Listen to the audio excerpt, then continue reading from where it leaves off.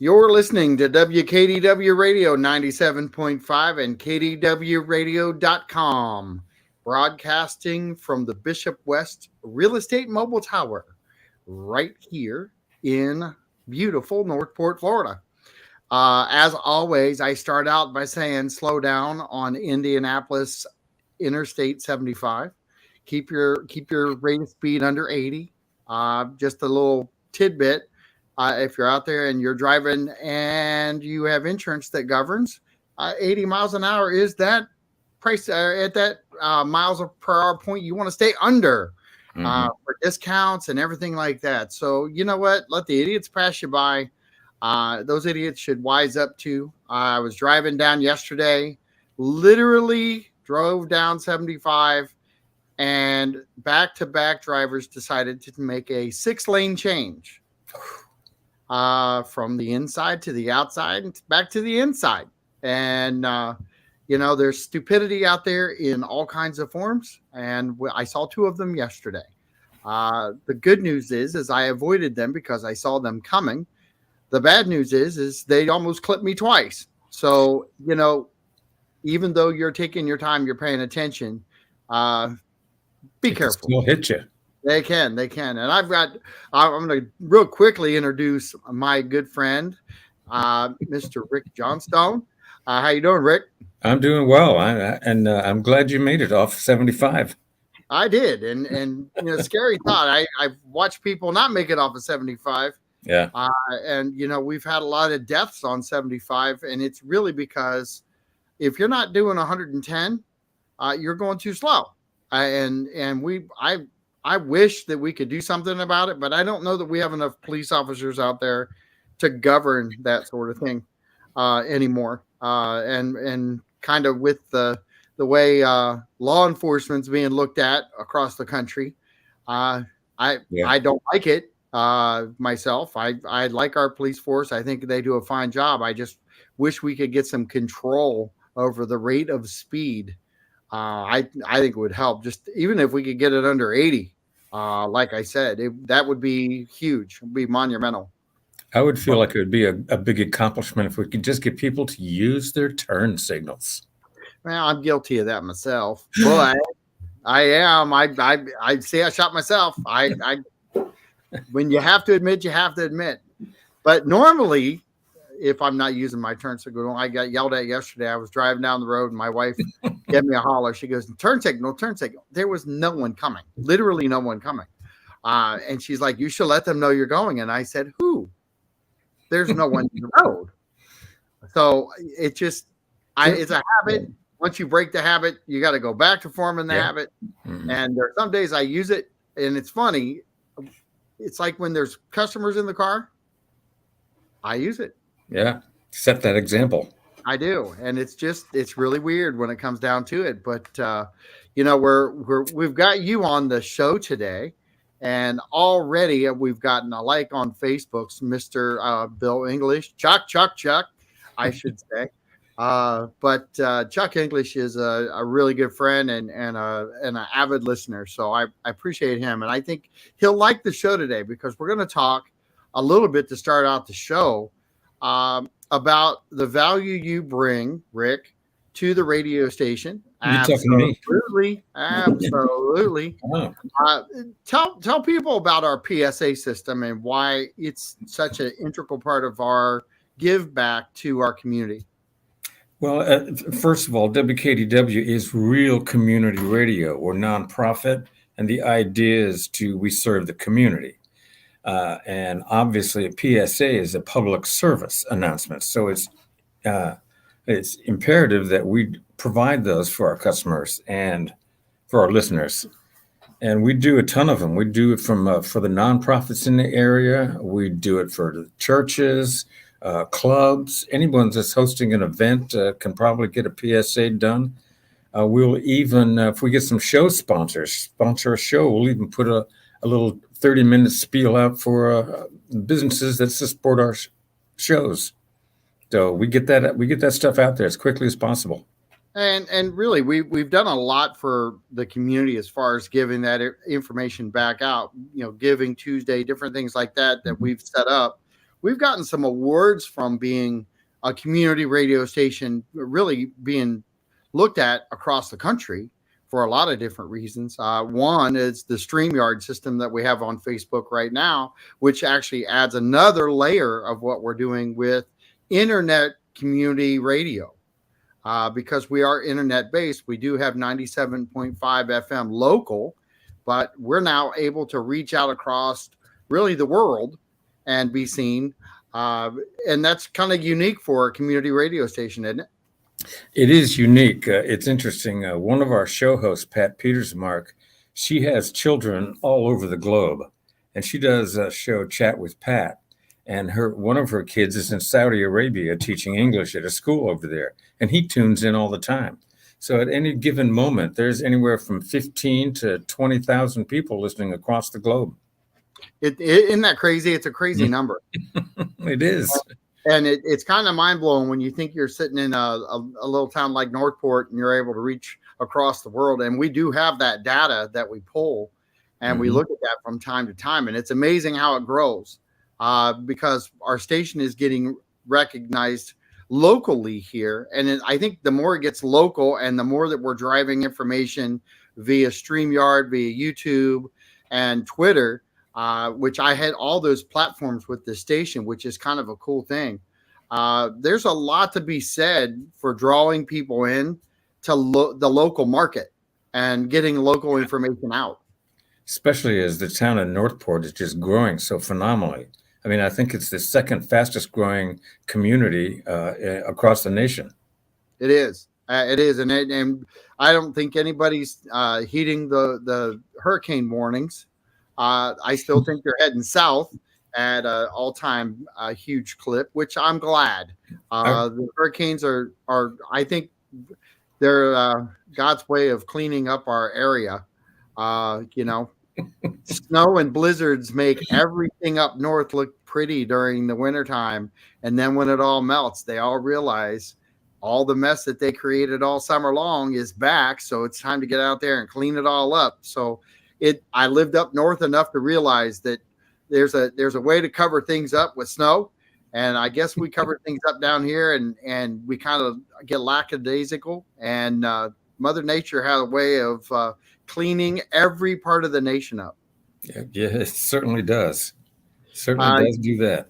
We went through some really traumatic times down here with the hurricane.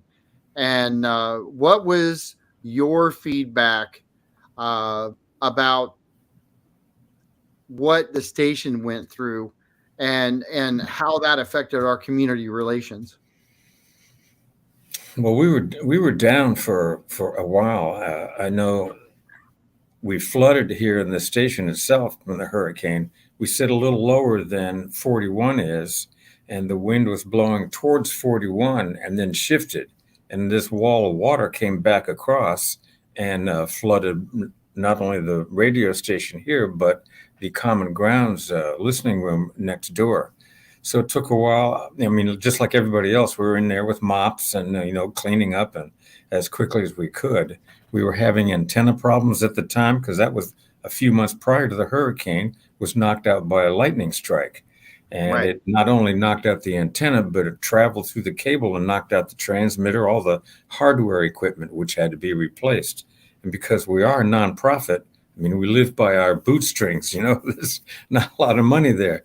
But the community came up fantastically, and we got a lot of funds. We got a new transmitter, and we finally got the antenna back up. We got the place cleaned up, and now, thank goodness, we are back on air at 97.5 and transmitting at a nice, decent volume.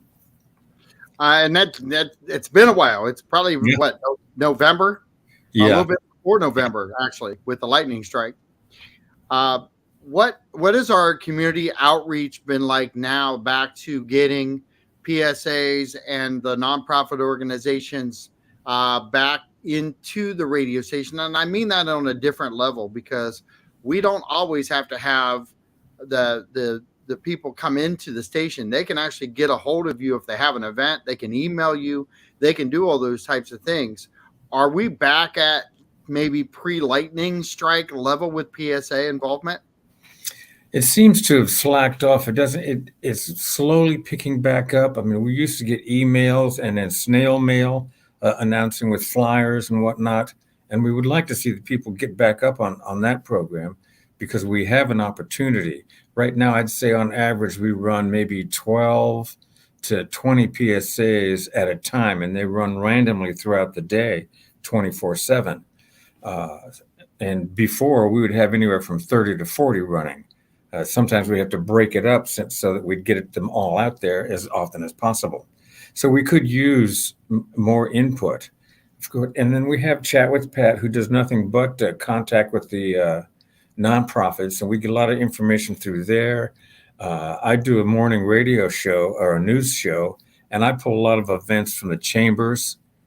When they list stuff in the newspaper, I'll pull it from there, and I'll do PSAs promoting their events. The same with anything else that may be going on. It maybe appear in the newspaper. But it's nice to have the people, the nonprofits, actually contact us. And you can email me at rickj@kdwradio.com, and I'll pick up the message. So you talked a little bit about my good friend over there who does Chat with Pat.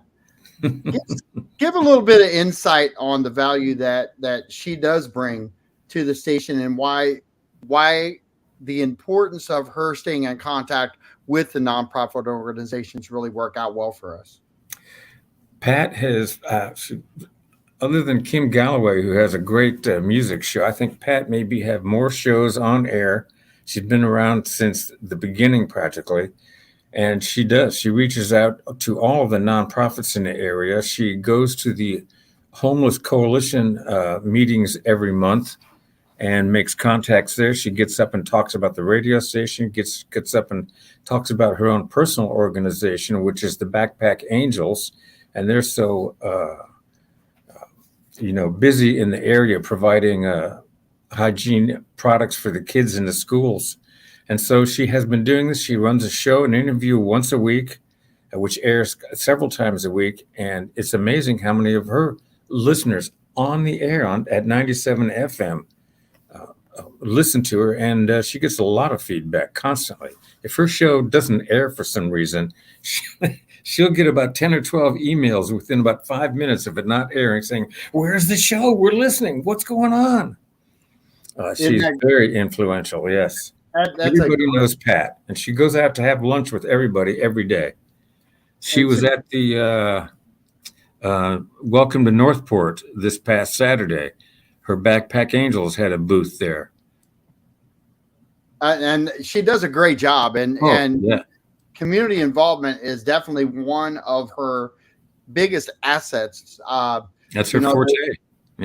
My downfall, and because I'm a Buckeye, she's from Michigan, so I do have to kind of give her a rough way there. But I've never had to talk to her about college football, so I'm a little right now, at least. I don't want to, but she's got the upper hand.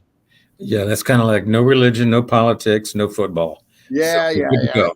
It's all good that way. And I'm going to put Pat's information up on Facebook. So if you're watching live on Real Talk 97.5, Pat's email address is going to be there. If you need to talk to her about a nonprofit organization, any help out there, she's a huge asset to the community. I would definitely reach out to her, and if she doesn't have a solution, somebody out there that she knows probably does, or at least can get you pointed in the right direction. It's interesting you mentioned that if she doesn't have a solution. We had in here the other day when all else fails, the group there that just ran the Winterfest. Yep, they're the ones that also, when all else does fail, they'll come through and usually be able to help people out. And I was just scrolling down through all these shows that you see on Facebook right now. There's just a ton of different content here. There's something there for everyone.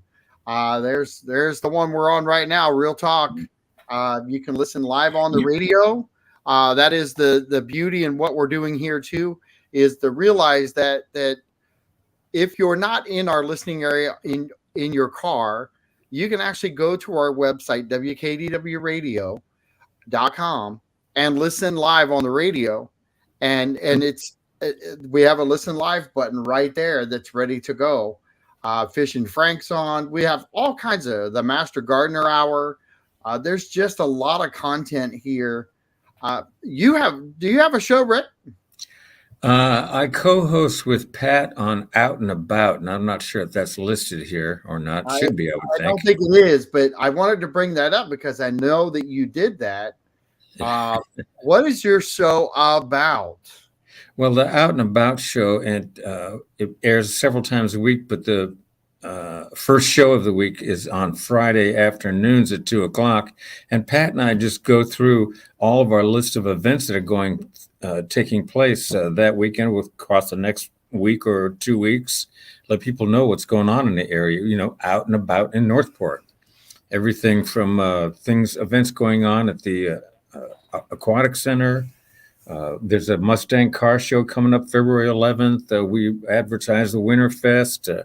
When Alice White's bicycle race comes through, the tour to Northport. I mean, we push all those things. And other than Real Talk and Chat with Pat and Out and About, people can't get this information. We don't have any other source other than WKDW radio. Isn't that right? That is correct. That is correct. And I boast about us because I've been doing this for a lot longer than I ever anticipated, and I never saw myself even doing this. But the fact that we have a huge community now, over 82,000 in our community. And we don't have other than WKDW as a central source for not just specific things, but we're vast. We're trying to get all the information out within our community and surrounding communities also. That's correct. Yeah, I know. We reach out to Punta Gorda, Charlotte County, North Sarasota. We even reach out to DeSoto County on occasion. One of Pat's regular interviewers is a psychologist out of North Carolina that comes on. Beatrice Pryor comes on. Dr. Beatrice Pryor, excuse me, Beatrice. And so we reach out quite a ways. Cover all the bases. How long have you been with the station, Rick? I retired from Tervis Tumbler in 2016, and it's funny.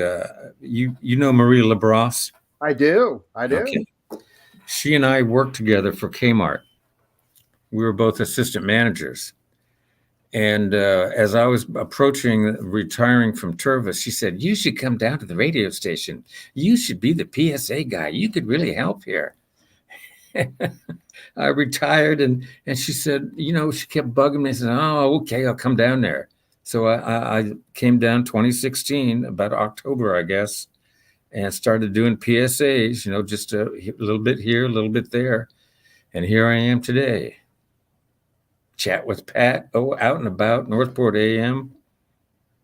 So would you say that your retirement may have put you at home longer hours, but the radio station has helped fill some time and giving you something to do? Oh, absolutely. No, and I enjoy it. And I have a face for radio, so it all works out. That's a scary thought because I have a face for radio too, and I'm kind of forcing myself to be out there with Facebook, YouTube, and Twitter. So go ahead. It was a real thrill to see you running up and down the street during the Poinsettia Parade last year. That was awesome. That was an interesting situation. We actually talked about that a few weeks back, and the fact that we were able to go live, carry my Surface on one arm, the microphones in the other hand, and balance everything and go live on the radio. Yeah. And it was a balancing act across the board. But, we had the mobile camera, the mobile radio station, We still went live on YouTube, Facebook, and Twitter Yep. there, and it was a very unique situation that took place for Northport Yeah. and WKDW.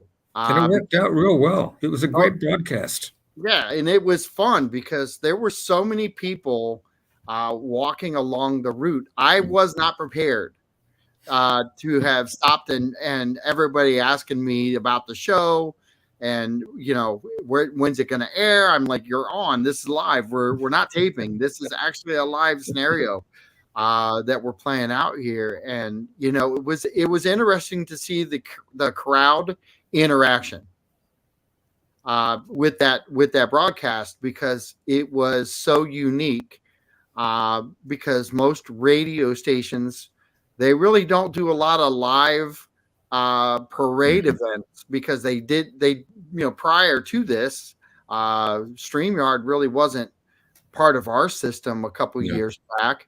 Thank you, But pandemic. pandemic kind of Yeah. sped that up, and it changed a lot of the ways that we all interpreted how our show was going to be perceived and received. And then on top of that, when you take down with the lightning strike, you take down the antenna. We're radio, but now we have, like me, I had listeners on YouTube, Facebook, and Twitter, and so I still did my show even though we weren't broadcasting. But on top of that, we were internet based, so you could still listen to us live Sure. and go to our Yep. website. So there's so many different types of media, I think, publications that we're affecting as a community radio station, a based community radio station. I think that's another interesting conversation to be had. Yeah. What do you think? Well, again, we're trying to cover all the bases, you know. And I don't think we're trying to slow down. I think we're trying to speed it up. I'm gonna ask you, what are some of the things that organizations, you talked about one earlier, but if you were an organization out there, knowing the insight that at the station, what would you encourage any of the nonprofit organizations, or any, like even the high schools, the elementary schools, these events that are out there, what would you tell them to get engaged uh, with the radio station? I would say if you're not engaging with the radio station, then you're missing a great opportunity to involve the community in what you are all about. If you have programs and events and you're looking for support, what better way to get the word out that you have this going on, especially, several weeks in advance. Don't call me today and say, I have an event tomorrow. Can you do something? Give me a couple of weeks and we can get the message out there. And again, if it's under, we can record a PSA that's under a minute and play that randomly throughout the day, 24/7, so that people, no matter when they're listening, they're going to hear about your event and they're going to know exactly what time it is, where it's taking place, what's involved, and they'll show up. I mean, it's a mistake not to take advantage of this free service. So Chuck says not to throw a curveball into the discussion, uh, However, but Shirley would like to know your personal perspective as it relates to the Republic P3 for Warm Mineral Springs. she wants to know how I feel about it. Chuck English, yeah, he's asking about the P3 for Warm Mineral Springs. What's your thoughts on the P3? Well, I wasn't expecting that. This is a curveball. He told us it was a curveball. I'm Do you not. know what the P3 is? Yes, that's the private and professional. The thing at the Warm Mineral Springs, they want to put a resort out there, zip lines, and all kinds of things. Yes. I think it has potential to. I mean, how long have we been trying to do something with Warm Mineral Springs? Ever since I've been here, and I've been here since the early '80s, and nothing has really has come to fruition other than the buildings get worn down and they need to be repaired as it is. Right. So I think the potential there to involve, when the commissioners put out bids to get the work done, nobody came close to even having the money to match those bids to get the things done. So we obviously need some help to finance the project. Now, do they need to be very careful on how they go forward? They need to listen to the people. I mean, there's a certain group that wants the springs open so they can go dip in the water right now, right away. But Right. as far as long term is concerned, they need to be careful, listen to the people, and I would say the environmentalists. But I kind of support the program. I think it'll Well, be good in the long run. so I'm gonna not just throw a curveball back. I'm gonna say something has to happen. Yes. And I think that um, when you listen to people with the squeaky wheel, I Hmm. don't think you're listening to the public. I think I think as a community, if our community was a participating community when it comes to these types of things, I think they would want it done. They want it moved on, and they don't want to discuss it because they're tired. I think when you ride the same horse, and I don't know a horse's life, but when you ride the same horse for 30 years, I think the horse gets tired at some point. And I think we've ridden this horse as far as we can ride it. Um, and it seems to me that everybody who's come along has put their fingers into it and has changed the philosophy. I mean, we've had the county back out. They don't want to do anything with us because we just couldn't seem to get a good working relationship. So we end up buying it back, uh, the other half. We've put it out there so many times in discussion that I think I don't know whether it's strategically done that way or not. And I'm going to say this: it almost feels like everybody keeps talking about it just to have something to talk about. They never do anything with it, but let's see if we can get a group of people excited about it, and then let's not do anything. We've done that for a long time here, and it doesn't happen on everything. That's the really strange dynamic. And he's talking about 250. All right, I'm going to go to his comment, but he's going from a 250 room hotel and the 300 condo units. Um, Truthfully, we need some economic housing here. The condo units would probably be of value. I don't know if that is uh, anything I would have seen as to be part of the answer, the solution. I would have to see a rendering of exactly what they're attempting to do there. I'm not a fan of. Uh, I must say this cautiously. How about that? I'm not a fan of people outside of the city of Northport who live in the county being the loudest voice that everybody's listening to on what to make Warm Middle Springs. If you don't live in our city, you shouldn't tell us how to dictate what should go there. That's my first thing. And it seems to me right now, the the the community that's wrapped around Warm Middle Springs is split. It's some Northport and it's some county. And I thought before that that was going to be a reason why there was a good working relationship, but the this whole process kind of has Northport in a pinch because we don't have coastline. We have nature. We have canals. We had a group of people back in the day, and Peter Bartolotta was part of it, Vision Northport, that sat around and came up with a lot of solutions, a lot of ideas, and wore us out. And I say that graciously because while Peter doesn't get nearly the credit he should get because people have their own opinion of him, they're 100% wrong on the fact that he has been an advocate for doing things to inspire more here. It's really interesting because we're trying to, this conversation kind of started out on how can we inspire people to listen to the shows? How Right. can we inspire them to get connected to the radio and make that a better place? And truthfully, I think we need to take our assets, Warm River Springs, the canals, and we need to put our foot down and our parks. Our parks are of value.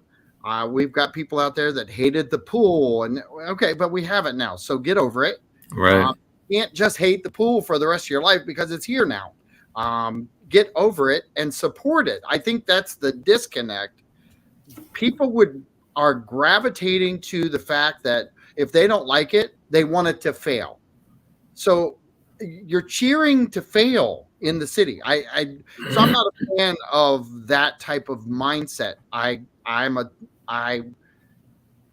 don't always get what I want when it comes to the choices that are made within my city, but I never bash it. I'm not even bashing it now. It's that constructively, I think everybody has an opinion on what it should be, and nobody is making a decision because, truthfully, I think nobody wants to really make a decision because they're in office and they want to stay in office and they want to move things forward, but they're hesitant. And I go ahead and you add anything that you'd like. Unfortunately, that's not the way to govern. To stay in office, you need to do the things that need to be done, and you need to make the decisions. I mean, that's why we put them in there. But I'm inclined to agree with William that 300 condos and 250 hotel rooms. I don't think it needs to be that massive. If we do something a little low key in there, hook up to the Legacy Trail, which they wanted to do, and make it like an outdoors type resort area, smaller key, I think that would be acceptable. I don't like the idea of a huge hotel going in there myself. I listen. There's all kinds of solutions that need to Yes. happen back there, and uh, while there's a plan in play, and they are progressing that direction, and Chuck is advocate for our community, and Yeah. I don't want to be, it's this is I love Chuck.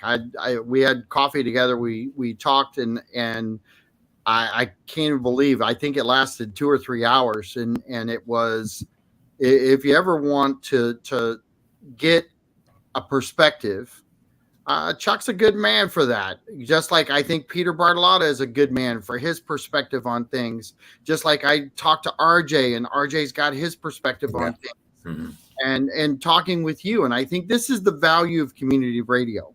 And I go back to it because to have this conversation right now, I can promise you this wasn't forecasted to be No, this show.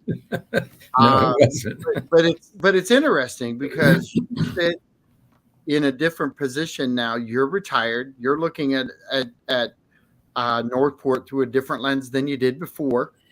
Because when you worked for a living at PGT, you were working, Yeah. you were grinding, and so you're relaxed. You're still grinding things out, but it's in a different way. But you're also focused on the growth of the radio station, how we're Mhm. doing, what to do, what does it need to happen, how do I help? Um, and I love the fact that we all kind of look at our station with that mindset. Um, Man, I wish there were just at least 35 or 40,000 out of our 82,000 that actually engaged in this topic. Yeah. But it seems to me that if you have 17,000 people, you can pretty much do whatever you want in this town. And Well, that's yeah. the truth because everybody else is just so disconnected that when something happens, it's I don't like it. Uh, and and uh, and you're like, well, you should have been involved in it. Well, I don't Right. have time. Well, you have to, you know. I'm going to go backwards here a little bit because I want to talk about what the group of people with Vision Northport did.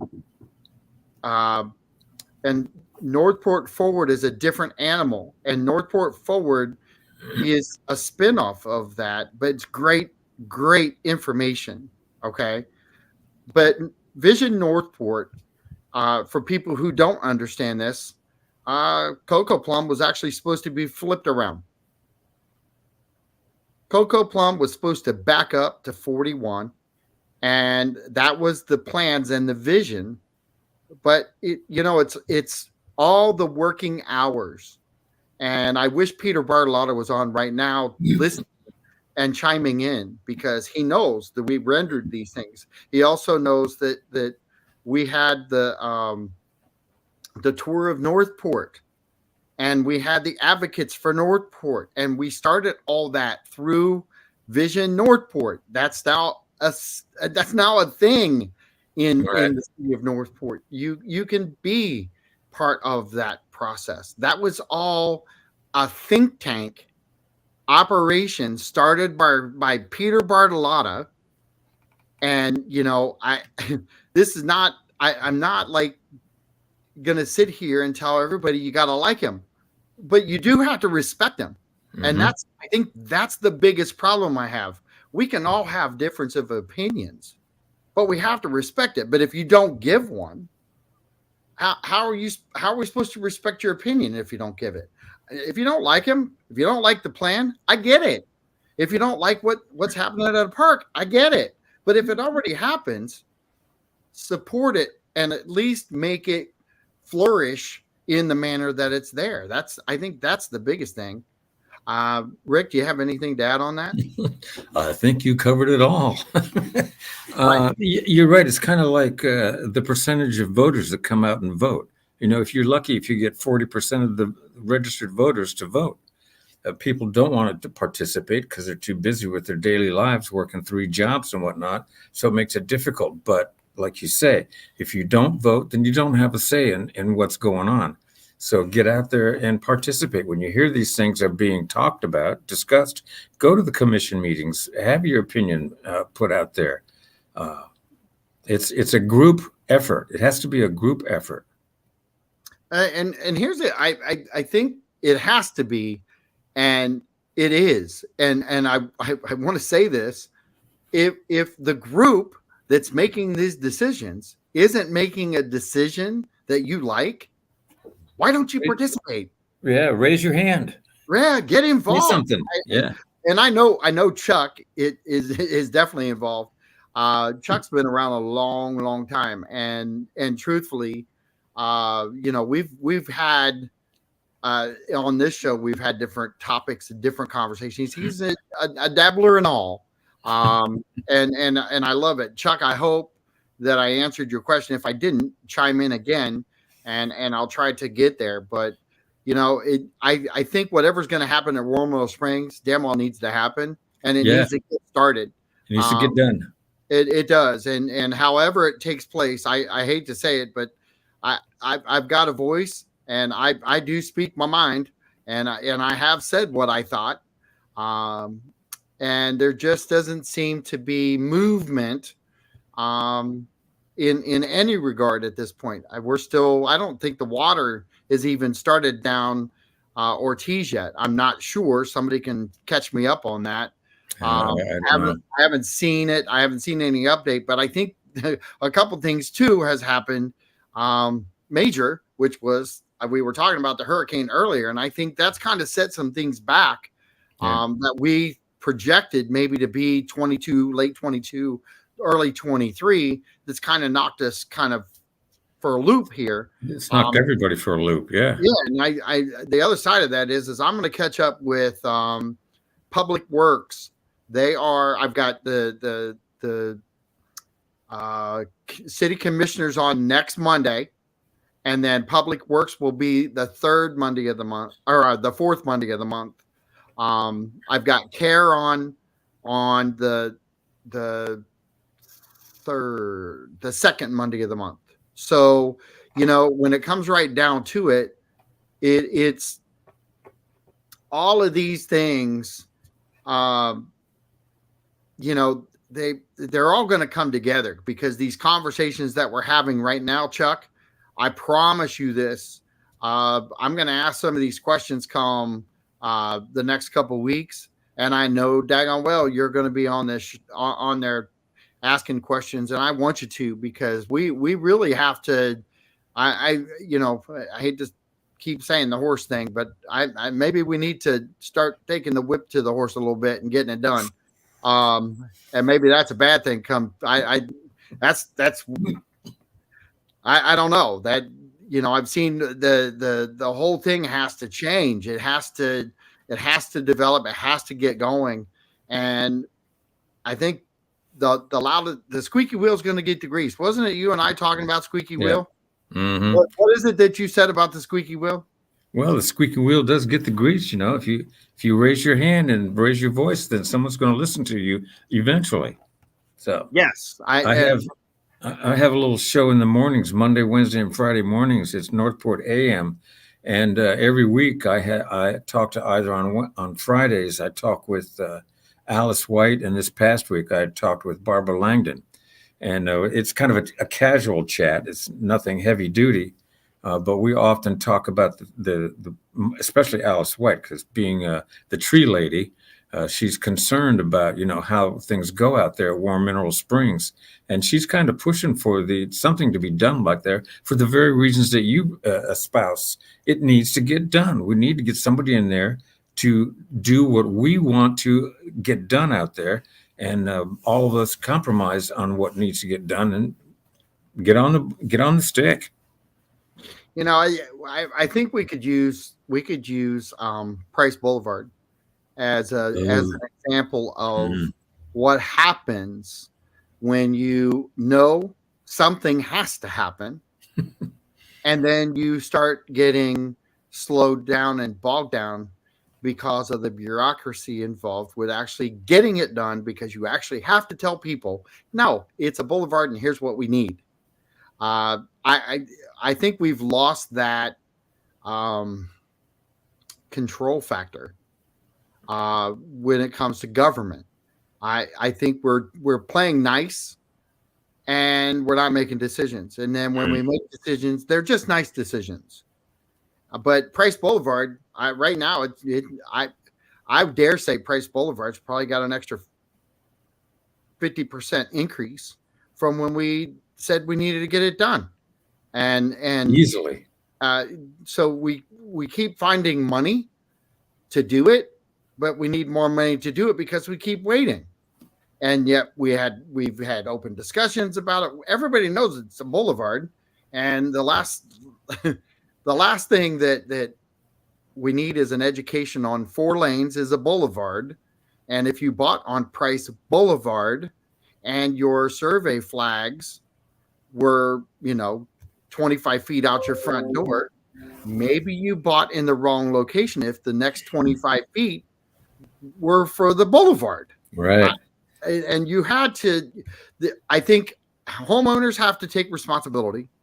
Whoever sold you the house has to take some responsibility, but the homeowner has to take responsibility to find out what's going on there. And as a real estate agent, the first thing I tell people, uh, really, if there's 4 lanes, look at where the telephone poles are. This is deemed to Hmm. be a 4 lane road at some point, and we're growing, you know. But here again, we slow everything down. We've been 20 plus years, I think, talking Yeah. about Warren Mill Springs.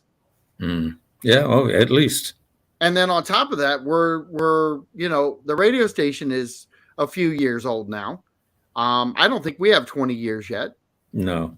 And yet we doubled what we did, and we just don't have the bureaucracy that everybody else seems to have right now in the government side of things. So we're able to push through, do some things, get creative, and utilize that stuff. Where I'm maybe maybe Alice is listening, maybe one of the commissioners is listening right now that is going to be on the show next month. But I might hit them up with that thought. Is Yeah. is the bureaucracy tying things down too much, and are we just not making decisions? And I know it's a great group of people. Not one of them is someone I haven't talked to or spent time with. I like them all, and it's just weird how there's just some things that move forward and some things that don't. And What survey is he referring to? There was a survey done a while back. Um, the drawing Uh, outside the lines easily. I'm not sure what you mean there, Chuck. Um, so I tried to bring. Here's the thing. I don't want to keep beating this up because while we're having a great discussion, um, I don't know that if we got another 150 or 200 people together right now, whether that's going to make a change or not. I don't. I don't. I know that we used to have 150 or plus involved with Vision Northport, and we all thought we were making an impact. And that was because, truthfully, we had a great cheerleader to inspire us to keep going, keep going, keep going. And I keep mentioning Peter, but Peter Bartolotta was our cheerleader, our inspiration to hang tough and to push these things through and try to get to the other side. And right now with social media, the way social media is, there's pockets of groups, and they all have their own platform. They have their own idea, and trashing someone is seems to be the easy way to go, and it's not work. I had this discussion with some people, and I said, the hardest thing to do is to actually get down and get busy and get mhm. it done. The easiest thing to do is to just mock the scenarios that are out there. And that's not what we're doing here, but it's that backseat drivers, when you truly have a backseat driver who waits on decisions to be made and then tears it apart, uh, that's not good for a community fabric, I don't think. Rick, do you? No, it's not. And I was a team lead at Tervis, and often people would come up and say, I really don't like the way we're doing this. And I say, well, do you have a solution for me? Because I'm Right. willing to give your solution a shot, and we'll see if that works. But usually they have no solution. They just want to complain about the way things are. So don't come to me and complain if you don't have a solution to fix things. All right. So, okay, good question. Good thought here, Bill. He says, here's the issue. They're turning our parks Yeah. into economic driver and reducing the level of service with no intent to purchase any more parkland. Well, I I'm okay, not sure. I think they're purchasing. They just purchased a big chunk of land somewhere, if I'm not yeah. mistaken.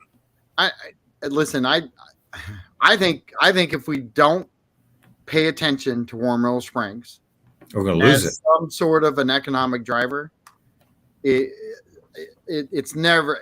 I don't think it's ever going to pay for itself. Okay, we have Exactly. got to find a way not to put that burden on our park system. And I know the park system right now, if you turn it into a park, it's a different fund. Okay, I get it, and I am a huge advocate for our parks and Hmm. recreation. Got a lot of good parks in the area.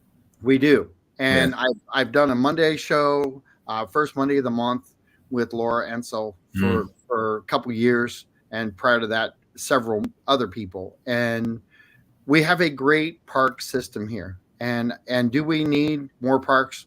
We are going to need more parks at some point, because of the amount of people. We're going to go. I think we're going to go over 200,000 or 100,000 next year, at the rate we're going right now. There's Um, 1,500 coming into the state every day. I know it's scary. Mm. Um, I don't I I don't see all of our parks going to an economic driver system. That's the economic driver for our parks is the fact that they're here, and that's what people are moving here for. We are truly a. Uh, I'm not even going to use the word that everybody wants to call us because I think it's BS. We are a family oriented, young family oriented community that doesn't seem that we're on the radar of any organization out there, outside of our community. Okay. And I'm talking business wise, that thinks we have kids here. Uh, we seem to uh, get overlooked. And I have this conversation with businesses in Ohio that I go to because I take my granddaughters and I talk to them about expanding and why they should come here. Okay. I'm really confused on how we can't promote ourselves. I don't even care what type of kid friendly restaurant. Name one in Northport. Just name one. I don't have one. There's not truly a kid friendly restaurant here. There's nothing for kids to do. Our parks do a great job of keeping our kids busy. You want problems? Let's attack the wrong thing, which would be our parks. Our parks and recreation system are the reason kids stay off the road. And I can't believe I just looked up and it is 3:55. I know. Holy cow! Uh, Chuck, you just made us talk for 50, almost 52 minutes, and I truthfully It's did not Chuck's have a fault. plan on doing this at all. But I do want to end the show. And Chuck, I appreciate you, dude. I appreciate your involvement. Everybody who's listening, I appreciate it. If you want to participate on the next show, just like Chuck, go to the Facebook page, get involved. You can be right here in the midst of the conversation. And I do put your comments up. So, be part of it. Grow this conversation with the commissioners, with Parks and Rec. But I did promise you something, and I want you to talk a little bit about your uh, upcoming event that you have. Oh, yeah. I do. Part of my I'm retired therapy is I grow bonsai trees. For those that don't know what that is, that think Karate Kid and Mr. Miyagi and trimming the itty bitty little trees. Well, I do that on a grand scale. I have about 50 of them in my backyard. On February 25th, I'm going to be at the Northport Library and doing a demo. Now, if you're interested and would like to find out what bonsai is all about, for one thing, you can go as you just put up here our website, the Ichiban Bonsai Kai. We meet every weekend, every Saturday at Harold Avenue Rec Center, and we're open to the public. Come on down and just look around, ask questions. But I will be at the Northport Library February 25th, and I think it's like from 10 until noon. And if you're interested and you want to come down there and check it out, I'm going to our club president, Kathy Maizano, who's a former New Englander from Connecticut and a retired art teacher. She's going to join me, and she's going to talk while I actually work on a tree, and then we'll raffle that off for free to whoever attends. So it should be fun. Should be interesting. And how long does it take to actually do one of those trees? Depending on what you pick out, I mean, I can style one, within an hour or so. Wow. But then after that, you pot it and you put it in its own pot. We have a special soil mix that we use, and then it's a matter of just maintaining it. Well, and are people going to learn a lot about a bonsai tree? Yes, they are. And did I say that incorrectly? Is it because I've always said bonsai? It's bonsai, like Bonsai. bone, BON. Yeah. Okay. Very good. That's the first thing we ever teach people. It's Oh. bonsai. Oh, Right. See, and I'm gonna have to watch a Critic Kid back to see if they actually said bonsai. Or bonsai. no, I'm not yeah. sure Mr. Miyagi even said it right. No, I think they kind of messed it up also, but Is that more of an American mess up than yeah, okay. It is. Yeah. Bonsai, it literally means tree in a tray is the translation. Okay, awesome. That's Learn what we something do. new every day. Yeah, it's a lot of fun. You can bonsai just about anything except palms and bamboo, because those are members of the grass family. Otherwise, maple trees, cherry buttonwoods, mangroves, orange trees, you can pretty much do anything.